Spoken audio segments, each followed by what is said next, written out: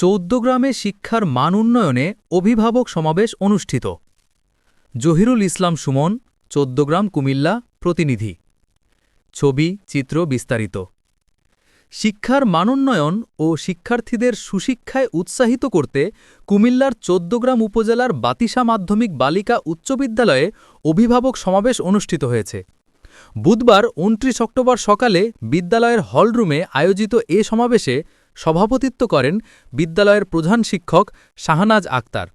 অনুষ্ঠানে সঞ্চালনা করেন সহকারী শিক্ষক মোহাম্মদ সালাউদ্দিন।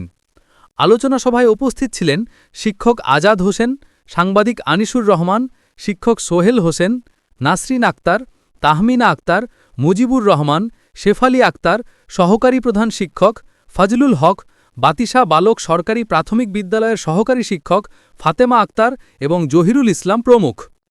বক্তারা বলেন, সঠিক শিক্ষা ও নৈতিক মূল্যবোধ অর্জনের মাধ্যমে শিক্ষার্থীরা একদিকে যেমন নিজেদের উন্নতি ঘটাতে পারবে, তেমনি পরিবার, সমাজ ও দেশ গঠনে গুরুত্বপূর্ণ ভূমিকা রাখতে পারবে।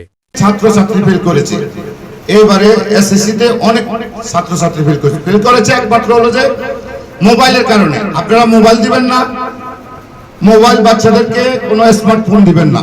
আমার একটা অনুরোধ, কোনো বাচ্চাদেরকে স্মার্টফোন দিবেন না। স্মার্টফোন আপনিও ব্যবহার করবেন খুবই কম।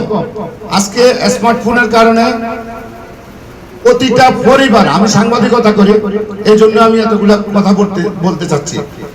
এই যে স্মার্টফোনের কারণে আজকে হলো যে অনেকগুলো সংসার ভেঙে যাচ্ছে, অনেক বাচ্চা আসক্ত হয়ে যাচ্ছে, অনেক বাচ্চা আপনার ফেসবুক, ইউটিউব, তারপরে আবার বিভিন্ন গেমস খেলা, এগুলো নিয়ে আসক্ত হচ্ছে।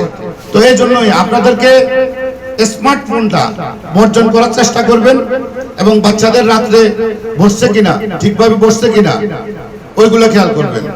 আর আপনারা এখানে আসবেন, আর আমি তো আছি, আমারে জানাবেন, যে কোনো কিছু আমারে জানাবেন। আমি সাংবাদিকতা করি, পাশাপাশি আমি একটা দোকান করি। তো এই জন্যই আপনারা বাচ্চাদের প্রতি অতি জরুরি আমি বলতেছি যে কেউ স্মার্টফোন দিবেন না। কারণ স্মার্টফোনের কারণে গত কয়েকদিন আগে একটা মেয়ে আপনার শুধু যে বিষ খেয়ে ফেলছিল, পরে হাসপাতালে আনার পরে ওই মেয়েটা ওয়াশ করার পরে একটু সুস্থতা হয়েছে। তখন ওই মা বাবা কিরকম, যে মা বাবা যে স্মার্টফোন হাতে দিছে তখন সে রাগ করে এরপরে বিষ খেয়ে ফেলছে। তো এই জন্য স্মার্টফোন আপনারা ব্যবহার থেকে মুক্ত থাকবেন, সমাজকে মুক্ত রাখবেন এবং শিক্ষার মান উন্নয়নের জন্য খোঁজ খবর নেবেন। ঠিক আছে, যারা একেবারে বই কিনতে পারছেন না তাদের মানে শিক্ষা শুধু শিক্ষিত ভালো মেধাবী হওয়ার জন্য এই ঘোষণাটা।